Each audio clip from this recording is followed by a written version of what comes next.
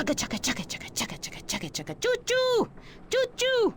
Greetings, everyone, and thank you for viewing first episode of Callie's Speculation Station, the little segment I like to call Lore to Look For. And in this first part, we're going to be looking at lore from the Shadowlands and a few things I think we should pay attention to. So, without further ado, let's get into the list. Number 1 on the list is Anima, the essence of mortal souls, product of all experiences and actions of those souls. And in the Shadowlands, it becomes the lifeblood, a force that we've only seen once before really mentioned in the Mists of Pandaria expansion with the Mogu in the Throne of Thunder. So a lot is not known really about Anima and what exactly is going to be used for and what role it's going to play in the Shadowlands.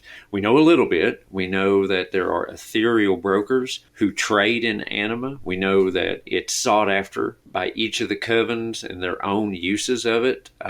We know that it's the basis, the essential energy that death magic draws upon. Don't really know exactly what the end game is going to be with Anima, if it's just going to be a game mechanic, but with typically things like this, there's always some form of story that goes along with it, even in the simplest of mechanics within the game. So just to look at a little information, and what I kind of speculate that we'll find is the original history for Anima is to look at Chronicle Volume 1, and even knowing now that that's essentially written from the Titan's perspective, and we have a biased, unreliable narrator, and I think as Shadowlands goes on, we're going to find out more about that. But we look to Chronicle 1, and we find out that when the Titans created their Titan Forged, they drew upon the very life essence of Azeroth to create their soldiers, the Titan Forges we know, Ra-Din, Helya, Odin, etc. If I were to look at one moment and try to think of how it's going to associate with the expansion, I would start there. I would believe that this is going to be the origin of Anima,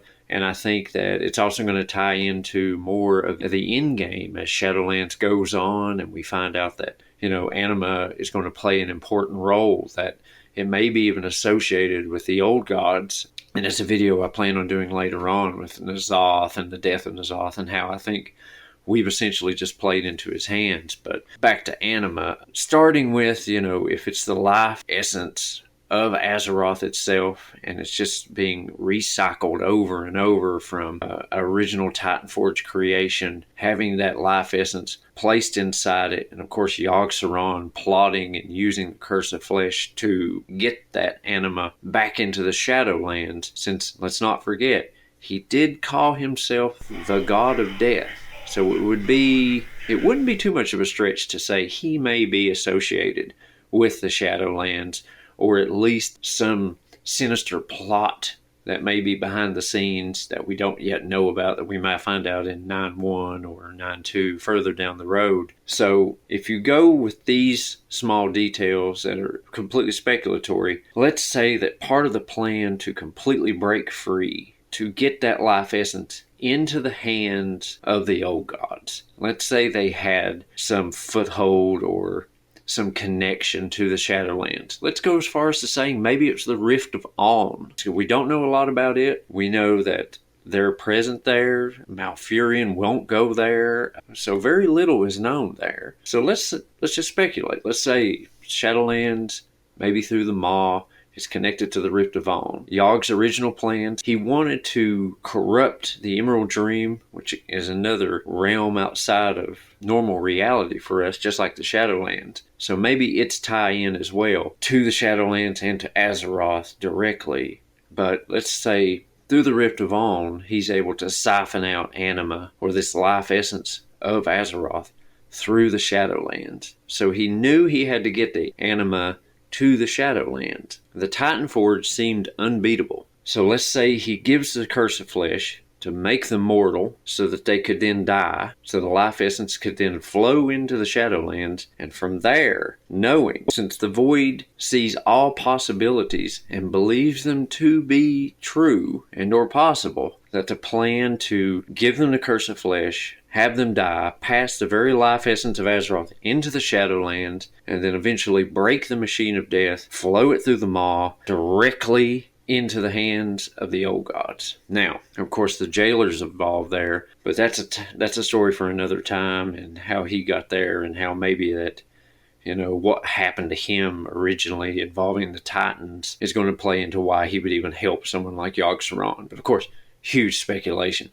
We don't know any of this. So with Anima, it's hard to tell at this point. We don't really know. Like I said, if I had to say an origin, I would say it's with that passage in Chronicle 1. So, and with that, we'll move straight on with number 2 on my list, and that's the Covenants. With the Covenants, of course, we're going to find 4 completely different, very unique covenants within these new zones of Shadowlands, and with those, I feel like we're going to get a little bit more lore of NPCs and characters we already know. And a perfect example is in Revendreth, with the vampire-like NPCs and characters we're going to meet. I believe we're going to find more tie-in with the Sand Lane. Of course, we know the Sand Lane were creations of the Lich King from Warcraft 3 and the elves that he defeated in Icecrown or in Northrend. So I believe that he learned that, or it's a direct tie-in with the Revendreth. We saw them return in Battle for Azeroth on the Horde side during I believe it was the war campaign. They had a storyline. And it kind of come out of nowhere. We hadn't really saw any of them since Wrath, except for the boss in Legion. So I think a little bit more will be shared about them. I think we're going to learn a lot more about the Nathrazim. They may also be tied in with Revendreth. We've not seen Mal'Ganis since Wrath. I believe that in the overall arcing story that we're going to find out that pushes beyond Shadowlands into, the 10th expansion, that the Nathrazim are going to play a key role. And I think that they originated from the Shadowlands. I think that the usage of Argus and Antorus rebirth of demons through that system that we learned in Legion is going to be tied into the Nathrazim, and they're originating from the Shadowlands. So another thing to look forward to. In addition to that, I think maybe Kel'Thuzad. I think he may be associated with one of the covenants. In Wrath, of course, he died in Naxxramas, but the Phylactery was never found. So it kind of gave them a window to bring him back. They never really closed the door on his story like they did in Classic. So we may see him return. But of course, again, simply speculating, we don't know for sure. Also, the Kyrian, I believe their structures look very Titan-esque. They may be put in as keep the Titans' interest in play in the Shadowlands. I also think we're going to find out more information about Elune dealing with the Ardenweald. I believe that since we found out that that's where the Wild Gods return to upon death to rest, it's almost a given that we'll be finding out information about Elune. Next on the list is the dragon aspects. I believe in Battle for Azeroth we were given enough story to show that these guys may be the B-plot in the Shadowlands expansion. Alexstrasza is dealing with Vexiana in the Twilight Highlands, along with the return of Wrathion, and seeing all the dragon aspects come together in the Heart Chamber lends to the idea that they'll play a bigger role going forward. Of course, we've still not seen the full corruption of Nosdormu. I believe that will be tied in with Vexiana and the Void Dragons. Of course, we saw her say that she wanted to find one to serve her master in the Alexstrasza storyline, as well as Wrathion being such a key player in the Mist of Pandaria expansion and then disappearing for so long. I believe he still has a bigger role to play. All through Battle for Azeroth, we saw a little hint here with the Ebonhorn portion, of course leading up with his Wrathion's association with the final raid. It leaves us wanting more.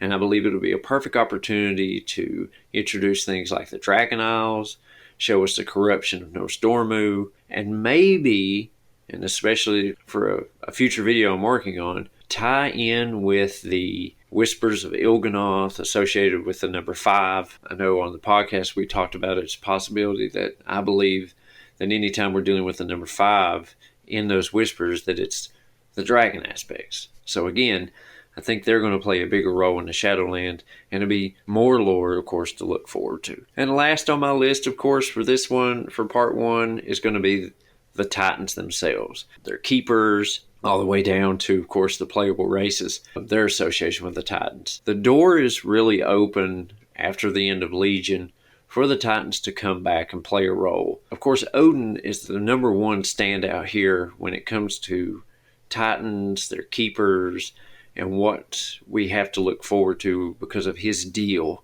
Of course, he makes this deal with an entity from the Shadowlands with Helya's help, traded his eye to see in. Now, the devs have told us that's going to be key. The possibility that that eye was used to influence or affect events in the past through World of Warcraft, maybe even things we didn't know. Odin, of course, I think he plays a bigger role that we don't know yet. I've always been very speculative of his true intentions, especially, dealing with Helya and the lies we're told about her origin as being the first Valkyr. We don't know enough about the deal. We just know his side of it, really. We're told that we're going to find out more about the deal Helya made with Sylvanas, especially with the lantern, that we shouldn't believe what we initially thought that might have been for. One thing I would like to point out is that the quest line in the Trials of Valor always bothered me. I thought it was very strange that he sends you to kill Helya, but while you're there, make sure you collect 1,000 of the best souls.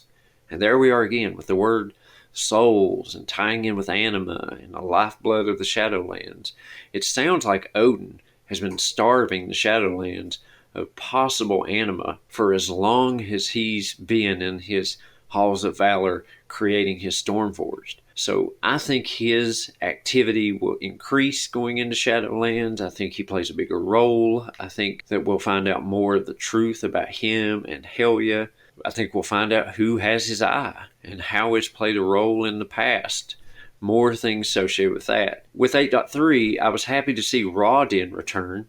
If you go back and listen to his dialogue at the end of his raid encounter, he actually gives you a hint as to what's going on now. He talks about the darkness attempting to consume us. And I'll put that quote below so that you can actually read it. It's kind of interesting. There's such a little hint there. And of course, we'll find out more about Helya. I don't think we can just pan her off as a villain from Legion. I think there's more to her. I think she's more complex.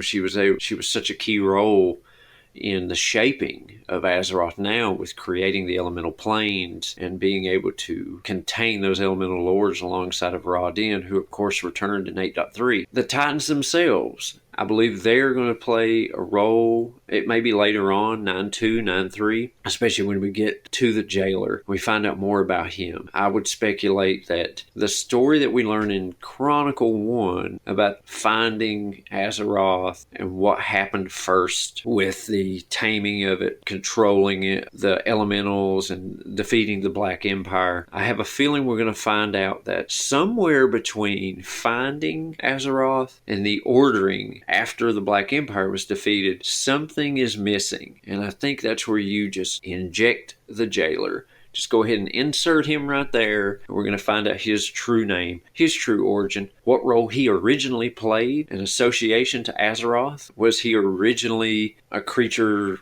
Azeroth was his home? Or I don't want to get too far into it because I don't want to associate with spoilers that have already been given out. But, I think we're going to find out a lot more about him. And thank you again for viewing this video. I really appreciate you taking the time and listening to the ramblings of a fan of the lore of World of Warcraft. You can find me on Twitter at Khalion. That's Khaliion.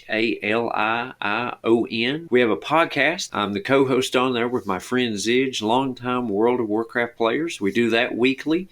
That's called the Lichcast. Of course, we also have a Twitter you can find at Lichcast. Any information, you can also email me at Khaliionwow@gmail.com. Links below. If you do like the video and look forward to more video speculation, you can please hit the like and subscribe, and I hope to get one of these out a week. If you have any suggestions, feel free to tweet at me or comment below or email me. Thank you again for viewing, and I hope you have a wonderful day.